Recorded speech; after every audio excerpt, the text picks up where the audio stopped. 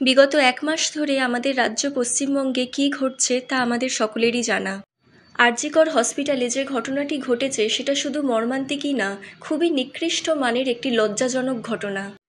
একজন ডাক্তার, সে শুধু ডাক্তারই হয় না, সে হয় সমাজের অমূল্য সম্পদ। আর তার থেকেও বড় কথা, সে একজন ডাক্তার হওয়ার আগে তার মা বাবার মেয়ে, সে একজন মানুষ। একটি মেয়ে ছোট থেকে কষ্ট করে পড়াশোনা করে মা বাবার স্বপ্ন পূরণ করে ডাক্তার হয়, সে রোগীদের সুস্থ করে তোলে, মানুষের প্রাণ বাঁচায়, তাদেরকে নতুন জীবন দেয়। তাই তার মতো একজন ব্রিলিয়ান্ট এবং অনেস্ট ডাক্তারের এই নৃশংস মৃত্যু কোনোভাবেই মেনে নেওয়া যায় না। আজ পুরো পৃথিবী তোলপাড়, এভরিবডি ওয়ান্টস জাস্টিস। আজ দেশে বিদেশে পৃথিবীর প্রতিটি কোণায় কোণায় মানুষ সত্য প্রকাশের প্রদীপ জ্বালাচ্ছে, এই আশায় যে সত্যের জয় হোক, ন্যায় এবং বিচার সঠিক হোক।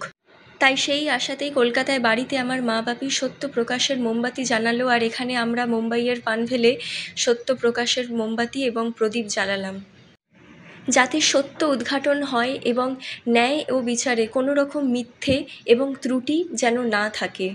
এই মোমবাতি এবং প্রদীপের আলো শুধু আলো নয়, এটি হলো সত্য প্রকাশের প্রতীক, ডক্টর তিলোত্তমা দিদির আত্মাকে সঠিক ন্যায় দেওয়ানোর প্রতীক।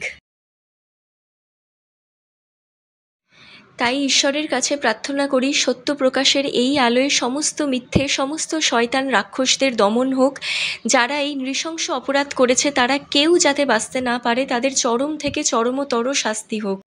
তাদের এমন শাস্তি হোক যারা কেউ এই নৃশংস অপরাধ করার আগে অন্তত 1000 বার হলেও ভাবে। সত্য প্রকাশের এই আলোয় মেয়েদের স্বাধীনতা কামনা করি। আর চাই না কোনো নির্ভয়া, আর চাই না কোনো অভয়া বা কোনো তিলোত্তমা। জয় হিন্দ, জয় ভারত, বন্দে মাতরম।